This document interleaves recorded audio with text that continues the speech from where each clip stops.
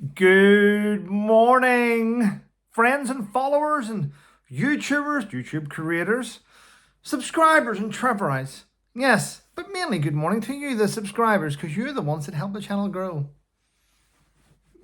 And without you, there wouldn't be a channel. So, these videos are for you. Right, people, I know what you're thinking. It's Thursday morning, and also, Trevor's had a shave. Yes, I have. I've taken about 10 years off me, do you think? Yes. I'm preparing for the summer. And if I shave at home when I'm not doing anything, and there is a bit of redness, I can use proper creams and get rid of that. So I look absolutely beautiful when I go out. Now I don't have ginger hair. I know my stand. I know my level. I know my level. Yes. Yes. Don't punch above your level. Stay in your lane, Trev. Stay in your lane. And I do stay in my lane. Right.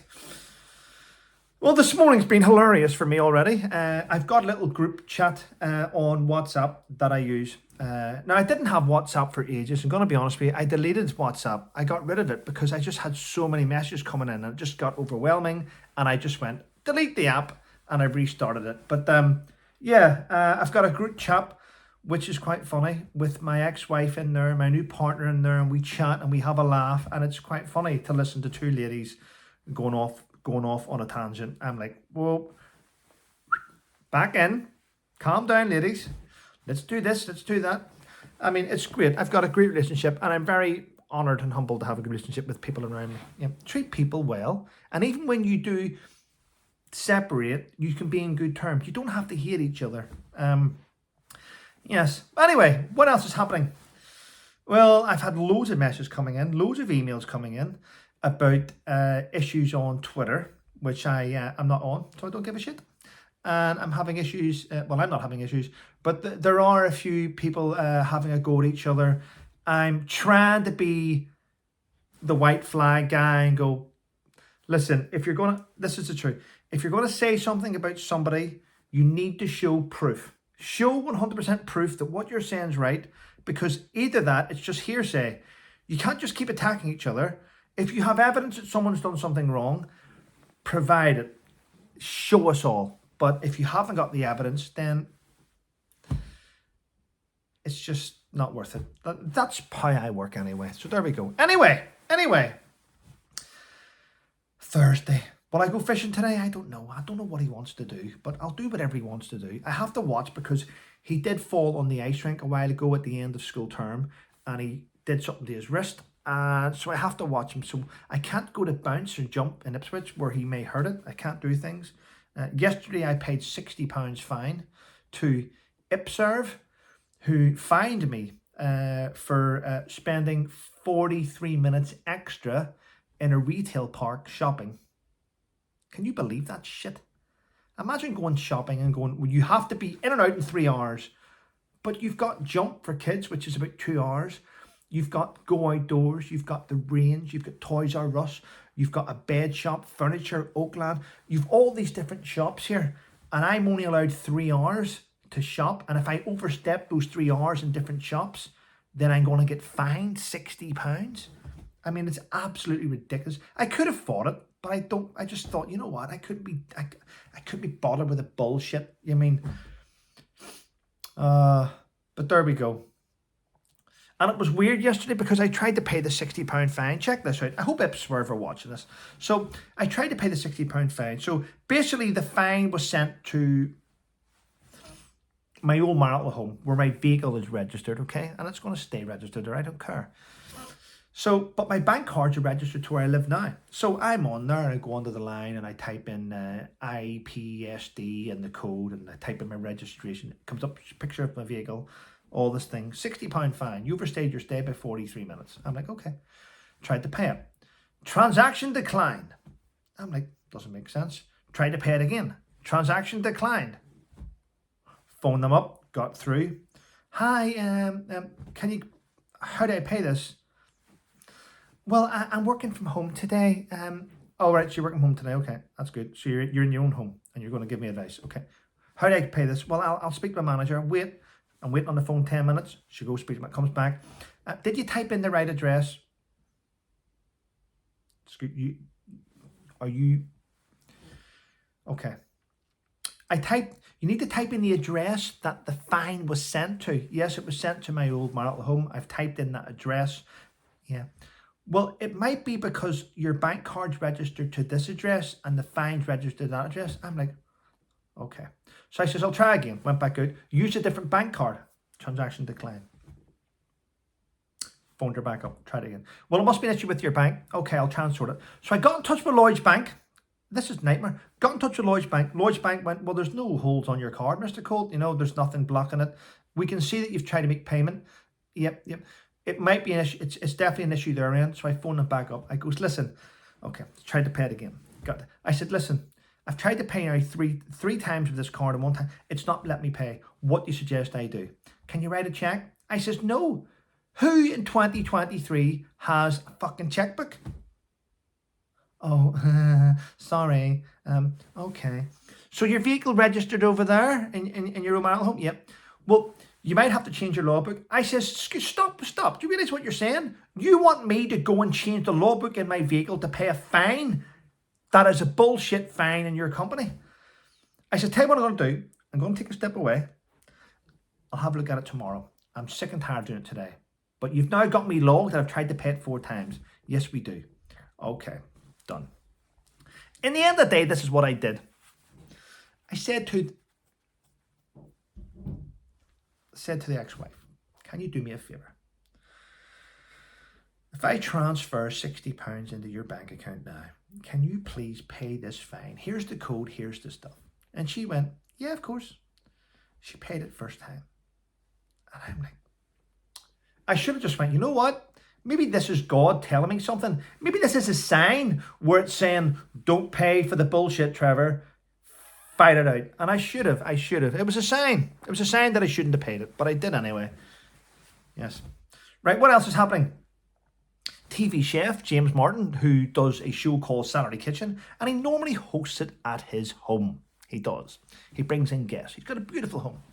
Well, the papers are saying TV chef James Martin lambast and attacks staff at his house.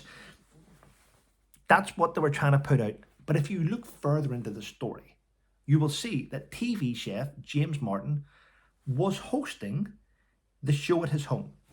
TV crew were using one of his rooms and they trashed it. They blocked his drains and they really pissed him off. And that's why he snapped. And rightly so, Mr. Martin. Rightly so. I agree with you.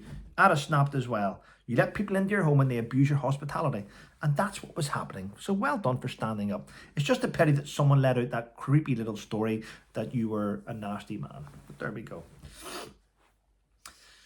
Right.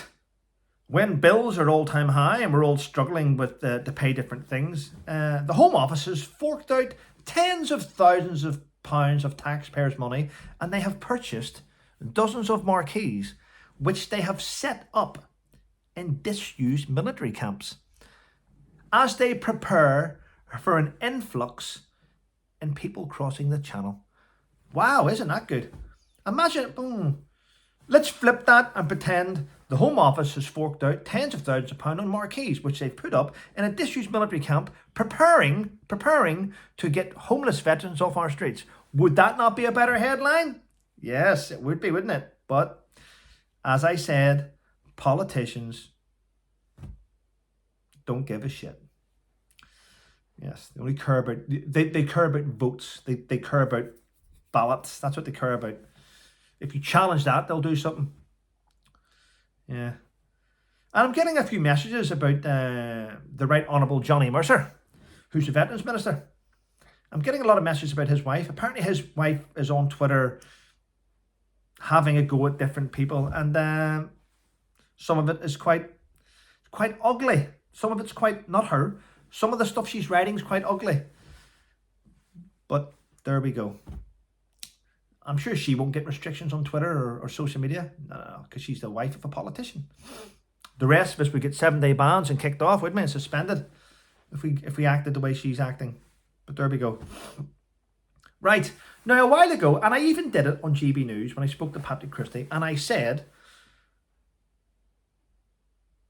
the Ministry of Defence is run by civil servants, civilians with no experience or knowledge in military operations. They only know about pen pushing. Well, one of those great civilians has messed up again. They keep messing up, don't they? Here's what's happened. A member of the civil servants has accidentally, in a typo, sent state secrets of the research the UK has carried out in ballistic missiles. Yes, we've sent that research. It was meant to go to the Pentagon, and a typo sent it to an African country that is allies with President Putin. Now, I'm not being funny. How do you get a typo, an email to the Pentagon, to an African country? How's that a typo? That's not a typo. A typo is spelling there, as in there, T-H-E-I-R. A typo is writing T-H-E-R-E. That's a typo. A typo is writing us instead of at, where one letter is misdone. A typo is not getting an email wrong. No, it's not. The MOD have launched an investigation into this. That is not a typo. That is maliciously sent to try and destroy the UK. For some reason, civilians at the Ministry of Defence are determined to destroy our nation. They are oxygen thieves, every one of them. I wish they'd bring back the death penalty, and I would hang most of them. I really would, because we need to protect our country from foreign invaders. We need to protect our country from foreign enemies, domestic and abroad. And you know what? We're not doing it because we have idiots in charge. Right, what else? Oh, good news actually. The MOD, the government, the Crown have brought out a new medal which will be issued to veterans. Not all veterans. Veterans that were exposed to nuclear testing. When the UK were testing nuclear weapons back in the 1960s, a lot of veterans were exposed to that radiation. Many of them are probably dead now. But their spouses and families have fought on for years for those veterans to get recognition for what they were doing. What's the best recognition? Would it be to pay off their families' mortgages? No. Would it be to give them compensation? No. Would it be to help pay the medical bills that these veterans had to go through all those years after the testing? Nope. What's the best way to help them? Let's give them a shitty little medal they can hang here. The spouses can say, this medal's for my husband. Yeah, he had radiation for years. He died a terrible death because of this. But, you know, the government give me a little medal here. So, yes, so veterans exposed to nuclear testing in the 1960s will be honoured with a new medal, which they can wear this Remembrance Day. Oh, well. Recognition, eh? I think the perfect recognition would be a letter to each of those families, to the spouses left behind, to say, we have now given you a tax code of NA, non-applicable.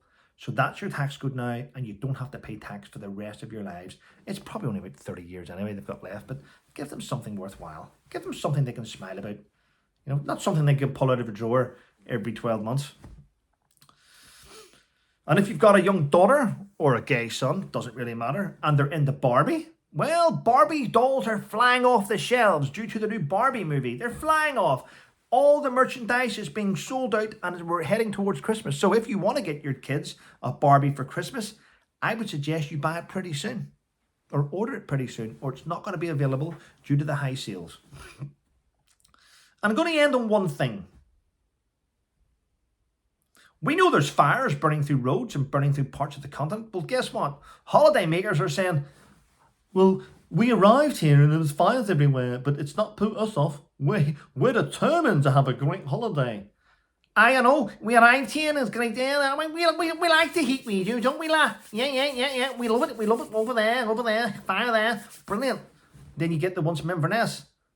Well, we arrived here and the fire was burning, so it was, and we think it's great, you know, we don't even need to use the lights in the hotel because the fire's so bright it keeps the room well lit up. You've got so many people arriving still and saying the fires aren't going to put us off our holiday. Well done to you.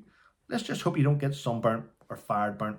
Anyway, listen, I'm going to shoot off. I'm going to have a wonderful day, and thank you very much for your support, people. Have a wonderful day and thanks for supporting the channel. Take care.